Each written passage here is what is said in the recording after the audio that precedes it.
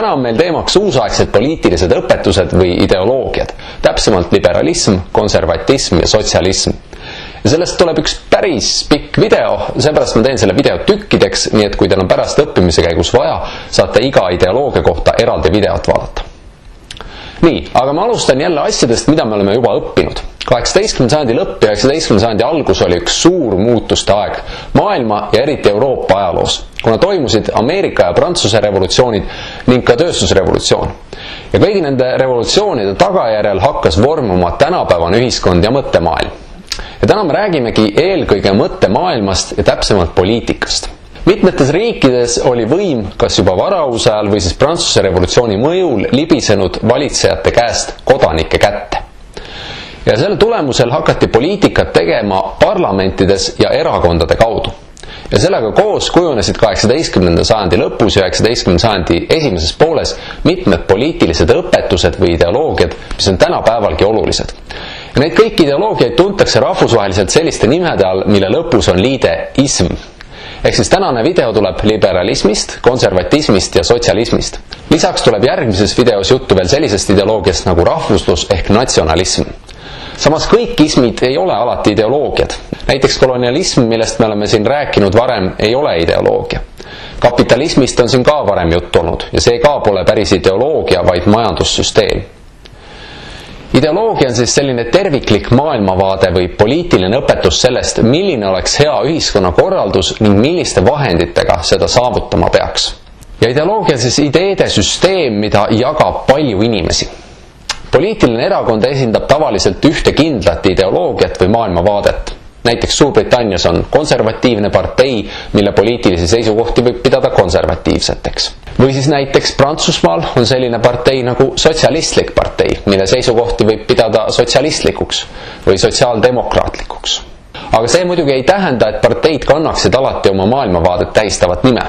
Näiteks Soomes on selline erakond nagu põlissoomlased, aga see ei ole mingi ideoloogia nimi. Ja veel üks asi, mida ma tahaksin rõhutada. Mina tutvustan neid ideoloogiaid siin nii-öelda paberi peal. Toon välja need peamised tunnused. Ja niimoodi tunduvad need ideoloogiad hästi arusaadavad ja äratuntavad tõenäoliselt.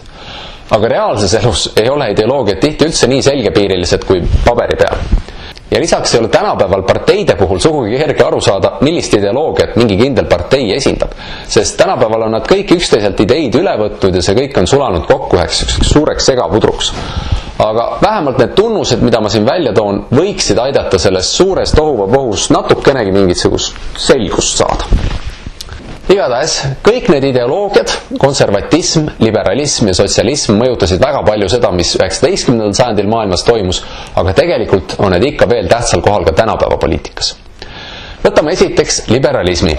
Liberalism on selline maailmavaade või poliitiline õpetus, mille jaoks kõige tähtsamal kohal on vabadus. Liberalismi pooldajat nimetatakse liberaaliks. Ja liberalismil on omakorda laias laastus kaks suunda. Majanduslik liberalism ja poliitiline liberalism. Majanduslik liberalism sündis juba 18. sajandil ja selle alusepanijaks peetakse sellist meest nagu Adam Smith. Adam Smith ja teised majandusliberaalid uskusid, et majandus toimib kõige paremini siis, kui riik oma nina sellesse ei pista, ehk toimib vaba turumajandus. Nad leidsid, et kui riik hakkab midagi majanduses sättima ja ise tegema, näiteks kehtestab kõrged maksud või keelab inimestel teatud tüüpi äri teha, siis see keerab kõik tuksi. Põhimõtteliselt nad ütlesid riigile, et ära puudu. Majandusliberaalide arvates toimis majanduses niinimetatud nähtamatu käsi, mis tähendab seda, et kui lasta majandusel rahus toimida, siis tuleb nähtamatu käsi ja teeb mingi tšiki-priki ja kuki-muki šalala ja järsku on kõik super hästi. Inimestel on tööd ja kaupade hinnad on mõistlikud ja kõik on õnnelikud. See nähtamatu käsi oli muidugi lihtsalt välja mõeldes, mis aitas hästi inimestele seletada seda, et majanduses toimub isereguleerumine ehk mingil põhjusel lihtsalt enam-vähem kõik laabub ja loksub paika. Samuti meeldib liberaalidele väljend turg paneb ise kõik paika. Ehk siis mäletate, me tõime kapitalismi teema juures näite, kuidas turumajanduses paneb turg ise hinnad paika vastavalt nõudluse ja pakkumise suhtele. Ühesõnaga, majandusliberaalid toetasid seda, et majanduses oleks võimalikult vähe piiranguid, et igaüks saaks ettevõtlusega tegeleda ja et maksud oleksid võimalikult madalad. Ja veel üks oluline tingimus oli majandusliberaalidel eraomandi puutumatuse kaitsmine. Seda nad pidasid riigi tähtsaks ülesandeks. Et kui kõiges muus oli riigil, et ära puutu, siis eraomandi puutumatust pidid nad kaitsma. Ehk siis see tähendas seda, et kui ettevõtja ei pea kartma, et keegi pätt tema maja või tehase ära varastab või riik tema maja või tehase endale võtab, nii kaua julgevad kõik inimesed tööd ja äri teha ja majandus toimib hästi. Mäletate, kapitalismi üheks tunnuseks oli ka see, et ühiskonnas on lubatud eraomand ja seda saab kasutada kapitalina. Põhimõtteliselt ongi majanduslik liberalism väga tihedalt seotud kapitalismi ja vabaturumajanduse ideedega. Nii, aga siis olid ka poliitilised liberaalid. See maailmavaade kujunes Prantsuse revolutsiooni mõjul, aga selgemalt kujunes see välja pärast Viini kongressi. Mäletate, Viini kongressiga üritati taastada vana korda Euroopas, kuningate absoluutset võimu ja seisuslikku korda. Poliitiline liberalism oli aga väga selgelt sellele vastu. Nemad uskusid, et kõik inimesed peaksid olema võrdsed seaduse ees, et ei saa olla mingeid sünnipäraseid eesõigusi, nagu olid olnud näiteks aadlikel, eks ole. Liberaalid nõudsid ka, et riigil oleks põhiseadus ja põhiseadusega oleksid tagatud inimeste põhiõigused, sõnavabadus, usuvabadus ja nii edasi. Inimeste vabadust ei tohtinud liberaalide meelest kuidagi piirata. Nad olid umbes nagu, et vabadus kõigile, kõik teevad, mis tahavad, pidu! Ainult, et päris nii ei olnud. Inimese vabadusele tuli liberaalide meelest piir ette siis, kui ta piiraks või kahjustaks oma vabadusega teise inimese vabadust. Ehk siis näiteks, kui keegi arvab, et tal on vabadus teine inimene ära tappa, siis see kahjustab tegelikult teise inimese vabadust ja seega siin peab riik sekkuma ja kurjategijad karistama. Kuigi liberaalid eelistasid vabariikliku riigikorda, siis nad ei olnud tingimata kuningavõimu vastu, aga nad olid nõus ainult konstitutsioonilise monarhiaga, kus oleks rahva valitud parlament ja sõltumatu kohtuvõim, mis piiraksid kuningavõimu. Ehk igal juhul peaks olema võimude lahusus. Aga lisaks leidsid liberaalid, et lihtsalt seisusliku korra lõpetamisest ja demokraatia kehtestamisest ei piisa, vaid nad nõudsid ka vabaduste ja valimisõiguse laiendamist ja ajapikku neid õnnestuski laiendada. Mäletate, Ameerika iseseisvumise juures rääkisime sellest, et esialgu olid vaid väiksel osal ühiskonnast kodanikuõigused, aga aja jooksul said valimisõigusega vaesemad inimesed, naised ja nii edasi. Ühesõnaga, poliitiliste liberaalide ideed olid väga paljus mõjutatud valgustusajastust ja Prantsuse revolutsiooni ideedest. Liberalismi pooldajateks olid peamiselt kodanlased. Kodanlased olid selline uus ühiskonnakiht, mis oli uusajal tekkinud. Sinna kuulusid põhimõtteliselt kõik, kes polnud talupojad, aadlikud, vaimulikud ega töölised. Ehk siis ettevõtjad, arstid, õpetajad, ametnikud, teadlased, advokaadid ja nii edasi. Nii, aga järgmiseks ismiks on meil konservatism ja seda võib pidada mitmeski mõttes liberalismi vastandiks. Kui liberaalid olid Prantsuse revolutsiooni ideedest täiesti vaimustunud, siis konservatiivide jaoks oli Prantsuse revolutsioon hoopis midagi väga hirmsat, sest see oli olnud nii järsk ja vägivaldne ja sellega oli kogu ühiskonnakorraldus uppi löödud. Konservatiive oli muidugi ka erinevaid. Mõned äärmuslikumad konservatiivid tahtsid lihtsalt kaitsta ja taastada kuningavõimu ning aadli ja kiriku vanu eesõigusi. Aga olid ka teised, kes möönsid, et olgu, et võib-olla tõesti on ühiskonnas vaja teha muutusi, aga neid ei saa teha nii järsult, neid ei saa teha revolutsioonide läbi, vaid neid peab tegema tasapisi, tipa-tapa, reformide kaudu. Konservatiivid leidsid, et ühiskond on keeruline tervik ja kui sa hakkad korraga kõike muutma, siis tulemuseks on kaos. Liberaalid olid suhtunud vanadesse traditsioonidesse, nagu näiteks religioon ja kuningavõim ja aadlitiitlid ja muu selline, umbes niimoodi, et need on kahjulikud, iganenud lollused, mis aitavad lihtsalt säilitada ebavõrdsust, ehk siis seetõttu tuleks traditsioonidele lihtsalt anda jalaga. Aga konservatiivid leidsid, et traditsioonidel on oma mõte sees ja et kui nad on nii kaua püsinud, siis järelikult on neis ka midagi head, mida on põhjust väärtustada. Erinevalt liberaalidest ei pidanud konservatiivid vabadust ja võrdsust üldse oluliseks, vaid nende meelest oli normaalne, et ühiskond peabki olema hierarhiline, ehk osa inimesi on tähtsamad ja jõukamad ja teised on vähem tähtsad ja vaesed. See oli nende meelest normaalne. Ja konservatiividele näiteks ei meeldinud, kui riigivõimu või valitsejad kritiseeritakse või veel enam naeruvääristatakse. Isegi kui kuningas on loll või tola, siis ta on ikkagi kuningas ja temasse peab suhtuma aupaklikult. Seepärast pooldasid konservatiivid tihti sõnavabaduse piiramist ja tsensuuri. Konservatismi ideede kõige paremaks näiteks oli Viini kongress, sest selle otsused olid selgelt konservatiivsed ja vana korda toetavad. Ja ilmselt teile ei tule üllatusena, et konservatismi poolehoidjad olid esialgu aadlikud ja vaimulikud. Ehk siis kokkuvõtlikult võib öelda, et kui liberalism oli umbes, et vabadus, siis konservatism oli, et võtame nüüd väga rahulikult. Nii, ja siis kolmas tähtis ideoloogia ehk sotsialism. Me rääkisime sellest, et tööstusrevolutsioon tõi kaasa selle, et palju inimesi hakkas kolima maalt linnadesse ja neist said töölised tehastes. Me rääkisime ka sellest, et tööliste elutingimused olid esialgu väga kehvad, neil olid meeletult pikad tööpäevad, madalad palgad, rasked töötingimused ja nad ei suutnud enda huve kaitsta. Aja jooksul ja vähemalt mõnedes riikides suutsid nad siiski luua ametiühingud. Nüüd, mõned haritlased tundsid tööliste olukorra pärast muret ja üritasid leida lahendusi selle leevendamiseks. Ja nende ideedest kujuneski sotsialism. Sotsialism oli ideoloogia, mille eesmärgiks oli saavutada suurem võrdsus inimeste vahel. Ehk siis sotsialistid soovisid, et kõigile, ka lihtsatele töölistele, muidu vaesematele ja nõrgematele ühiskonnaliikmetele oleks tagatud heaolu. Prantsuse revolutsiooni ajal oli olnud populaarne selline loosung või hüüdlause nagu liberté, égalité, fraternité. Ehk siis vabadus, võrdsus, vendlus. Ja see pidi tähistama Prantsuse revolutsiooni eesmärke. Liberaalide jaoks oli neist 3 sõnast kõige olulisem vabadus. Sotsialistide jaoks oli aga kõige olulisem võrdsus. Ja kui me nüüd teemast natuke ette ruttame, siis võib öelda, et rahvuslaste ehk natsionalistide jaoks oli kõige olulisem vendlus. Ja konservatiivide jaoks oli Prantsuse revolutsioon lihtsalt täkk, eks ole. Aga ühesõnaga, sotsialistid ja võrdsus. Kuidas seda võrdsust saavutada? Sotsialistid leidsid, et rikkust tuleb ümber jagada. See tähendab, et rikkamatelt tuleb osa vara ära võtta ja anda see vaestele. Aga kui täpsemaks minna, siis ka sotsialistide seas oli 2 haru või lähenemisviisi. Marksism, kommunism ja sotsiaaldemokraatia. Marksism oli õpetus, mille töötas välja Saksa ühiskonnateadlane Karl Marx. Veits näeb välja nagu Tom Hanks filmis Castaway. Igatahes, Karl Marx on päris oluline tüüp, sest ta on väga palju mõjutanud ka hilisemat ajalugu. Aga just seepärast, et ta on hilisemat ajalugu palju mõjutanud ja mitte alati positiivselt, siis temasse suhtutakse väga erinevalt. Mõned peavad Marxi üheks maailma ajaloo suureks mõtlejaks ja teised jälle ei salli teda silma otsaski. Aga mis see siis on, mida ta õpetas või väitis? Tema kõige kuulsaim teos on Kapital. Ilgelt põnev pealkiri, ma tean, ilgelt põnev. Ja lisaks kirjutas ta oma sõbra Friedrich Engelsiga sellise asja nagu kommunistliku partei manifest. Ja Marx väidab oma teostes, et kogu ajaloo vältel on inimkonda edasiviivaks jõuks olnud klassivõitlus. Nii, mida see tähendab? Esiteks, Marx kirjeldab ühiskonda nii, et see on alati jagatud klassideks. Üks klass on need inimesed, kellele kuuluvad tootmisvahendid ja kes on rikkad. Ja teine klass on inimesed, kes teevad reaalselt tööd, aga on ise vaesed. Sest nende töö abil rikastub hoopis see esimene klass.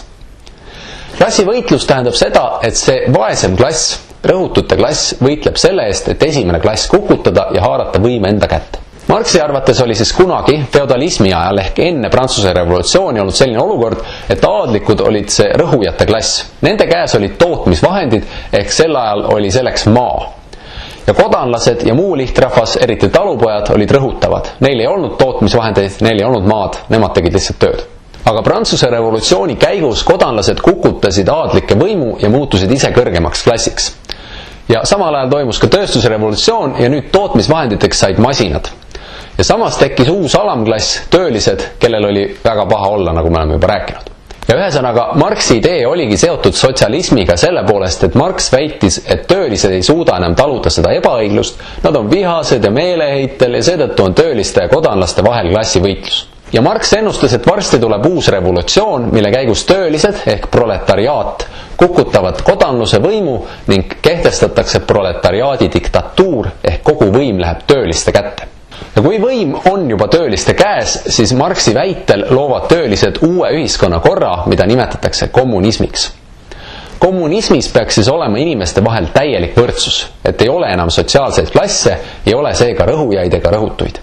Kõik on sõbrad ja hästi õnnelikud ja keegi ei ole enam vaene, mis sest, et me just tapsime mingid inimesed jõhkralt ära, sest oli vägivaldne revolutsioon, aga no suva.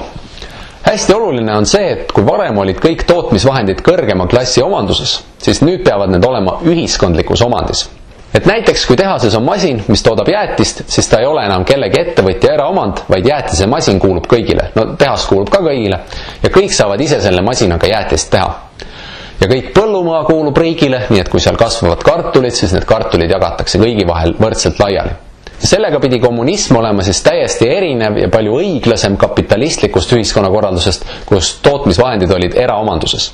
Seega, selles küsimuses olid marksistid kommunismid täiesti erineval arvamusel kui majanduslikud liberaalid. Veel üks põhimõte, mis kommunismis pidi kehtima, kommunismis panustab igaüks ühiskonda vastavalt oma võimetele ja saab vastu vastavalt oma vajadustele.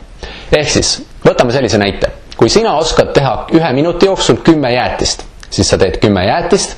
Kui su sõber suudab teha minuti jooksul ainult 1 jäätise, siis keegi ei pahanda, las ta teeb 1 jäätise. Igaüks panustab vastavalt oma võimetele, eks ole. Aga kui su sõber on suure söömaga ja ta vajab 10 jäätist, siis tema saab 10 jäätist, aga kui sina oled kõhnake, siis antakse sulle ainult 1 jäätis, sest sul pole rohkem vaja. Ehk siis igaüks saab vastu vastavalt oma vajadustele. Ühesõnaga, see oli siis sotsialismi üks suund, mida nimetati marksismiks või kommunismiks. Oluline on see, et see suund toetas vägivaldset revolutsiooni. Marxi meelest polnud töölistel muud moodi võimalik võimu haarata. Ühtlasi tähendas see, et marksistid, kommunistid ei toetanud demokraatiat, vaid tööliste ehk ühe ühiskonnaklassi võimu teiste üle. Lisaks sellele, et kommunism vastandus demokraatiale, mis oli poliitilistele liberaalidele oluline, siis see oli vastuolust ka majandusliku liberalismi ja kapitalismiga. Mäletate, kommunismis eraomandit ei olnud, aga majanduslikus liberalismis oli väga oluline, et riik just kaitseks eraomandi puutumatust, et igaühel oleks vabadus oma tootmisvahenditega luua rikkust. Aga aja jooksul kujunes sotsialismi siseselt ka teine, mõõdukam suund, mida nimetatakse sotsiaaldemokraatiaks. Sotsiaaldemokraadid ei pooldanud vägivaldset revolutsiooni, vaid pigem järk-järgulisi demokraatlikke reforme ja kokkuleppeid teiste parteidega. Sotsiaaldemokraatide eesmärgiks oli esiteks parandada tööliste õigusi. No näiteks, et tööpäev ei oleks nii pikk. Ja teiseks nad tahtsid, et töölised saaksid ka valimisõigused. Ja selles osas oli neil vähemalt teatav ühisosa liberaalidega, kes tahtsid ka valimisõigust laiendada. Ja kolmandaks, nad tahtsid, et rikkust jagatakse ühiskonnas natuke ümber. Ehk siis näiteks, et rikastel oleks kõrgemad maksud kui vaestel või et kui riik kogub makse, siis sellest makstakse vaestele ja haigetele inimestele toetusi, et nad ka toime tuleksid. Selles osas jällegi sotsiaaldemokraadid erinesid liberaalidest, eks ole, kes väitsid, et majandusse ei tohi kuidagi sekkuda ja maksud peavad olema hästi madala. Aga sotsiaaldemokraadid ei olnud näiteks vastu eraomandile ja ei pooldanud revolutsiooni, nii et kui marksistid ei saanud liberaalidega üldse läbi, siis sotsiaaldemokraadid olid nagu marksistide ja liberaalide vahepeal ja võisid kord ühe ja kord teisega sõber olla.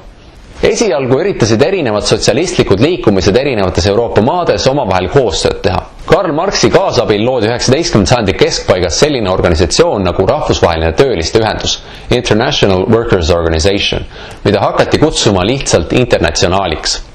Erinevalt liberaalidest ja konservatiividest, kes ajasid poliitikat rohkem oma riigi piires, siis sotsialistide jaoks ei olnud riigid ja rahvused üldse olulised. Need polnud üldse vaja. Sotsialistide, eriti marksistide jaoks olid olulised ainult töölisklassi mured, mis olid enam-vähem igal pool samad. Aga kuna sotsialistide hulgas oli päris palju erimeelsusi, siis selle koostööga väga kaugele ei jõutud. Esimene internatsionaal läks laiali, siis kutsuti kokku teine internatsionaal, aga see läks ka esimese maailmasõja laiali. Ehk siis nad põhimõtteliselt ei suutnud midagi muud korda saata, kui et nad algatasid naistepäeva tähistamise 8. märtsil ja tegid omale ühe toreda hümni. Ja selle nimeks saigi internatsionaal. Nii, aga seekord tuleb kokku võtta asemel 2 suurt ja põhjalikku joonist, mida ma hakkan lahti seletama. Nii, esimene joonis. Siin on vasakpool ja parempool. Mäletate, Prantsuse revolutsiooni aegadel kujunes selline jaotus poliitikas, mis on tänapäevalgi kasutusel, et on vasakpoolsed ja parempoolsed. Kõige parempoolsemad on konservatiivid. Konservatiivide puhul on kõige olulisem see, et neile on tähtsad traditsioonid. Nende hulgas on äärmuslikud konservatiivid, kes ei taha vana korda üldse muuta, ja siis mõõdukad konservatiivid, kelle meelest ühiskonnas võib muudatusi teha, aga need peavad toimuma rahulikult ainult reformidena. Konservatiivide peamised pooldajad olid esialgu aadlikud ja vaimulikud. Kui me nüüd sellel poliitilisel skaalal keskme poole liigume, siis me jõuame liberaalideni, aga nad on ikkagi veel paremal pool. Nende puhul on kõige olulisem märksõna vabadus. Liberaale on jälle 2 tüüpi, aga neist pole üks parempoolsem või vasakpoolsem kui teine, vaid pigem nad on eri valdkondadest. Majandusliberaalid pidasid oluliseks eelkõige ettevõtlusvabadust ehk seda, et riik ei sekku majandusse ja kaitseb eraomandit. Poliitilised liberaalid taotlesid aga demokraatiat, kodaniku põhivabaduste tagamist, võimude lahususe printsiipi ning seda, et riigil oleks põhiseadus, kus kõik need põhimõtted kirjas oleksid. Liberaalide toetajad olid peamiselt kodanlaste hulgast. Nii, ja sotsialistid on siis vasakpoolsed. Nende puhul on kõige olulisem märksõna võrdsus. Ja jällegi, neid on 2 tüüpi. Kõige vasakpoolsemad üldse on marksistid-kommunistid, kes soovisid vägivaldse revolutsiooniga kehtestada proletariaadi diktatuuri, mis viiks kommunismini. Kommunismis ei oleks eraomandit ega demokraatiat, küll aga oleks tagatud majanduslik võrdsus. Marksistide ja liberaalide vahepeal oleks aga sotsiaaldemokraadid. Nemad sooviksid ka suuremat majanduslikku võrdsust, aga ilma vägivaldse revolutsioonita, vaid reformide teel ning demokraatiat ja turumajandust säilitades. Ja sotsialistide toetajaskond olid peamiselt töölised. Nii, ja teine joonis. Ikka kõige parempoolsemad on meil konservatiivid, siis on liberaalid, siis on sotsiaaldemokraadid ja kõige vasakpoolsemad on meil marksistid-kommunistid. Aga selle tabeli mõte on võrrelda nende seisukohti konkreetsetes küsimustes. Esiteks, suhtumine inimeste vahelisse võrdsusesse. Konservatiivide jaoks pole võrdsus üldse oluline. Liberaalidele on oluline inimeste võrdsus seaduse ees, teisiti öeldes võrdsed võimalused, ja sotsialistidele on oluline ka majanduslik võrdsus. Kusjuures sotsiaaldemokraatidele on oluline, et majanduslik võrdsus ei pea olema päris täielik, aga seda natuke rohkem olema. Aga marksistide meelest peaks kõik täiesti võrdsed olema. Nii, suhtumine eraomandisse. Konservatiividele on eraomandi puutumatus tähtis, sest näiteks aadlikud ei taha oma suuri maavaldusi talupoegadele lihtsalt heast peast üle anda, eks ole. Liberaalidele on ka eraomandi puutumatus väga tähtis, sest see tagab turvalise majanduskeskkonna, sa ei pea muretsema, et keegi võtab su vara endale.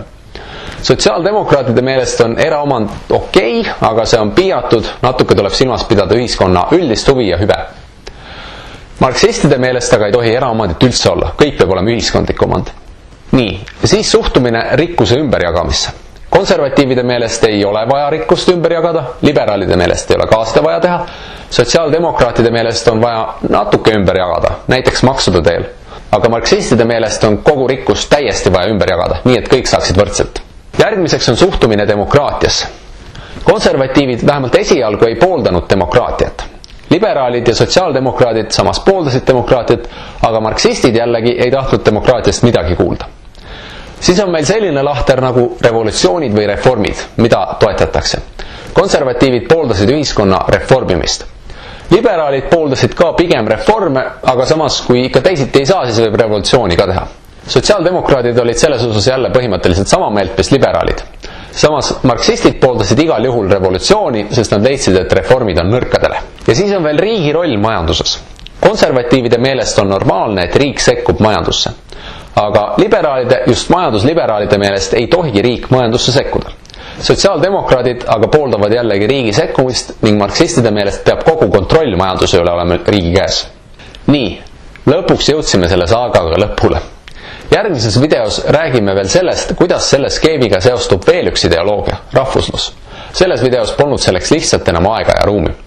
Aga ma loodan, et need skeemid ja seletused aitasid, sest see ei ole võib-olla kõige lihtsam ja kõige huvitavam teema, aga samas ma väidaksin, et see on üks neid teemasid, millel on seos päris eluga. Paljud nendest asjadest kehtivad ka tänapäeva poliitikas ja tänapäeva parteide kohta.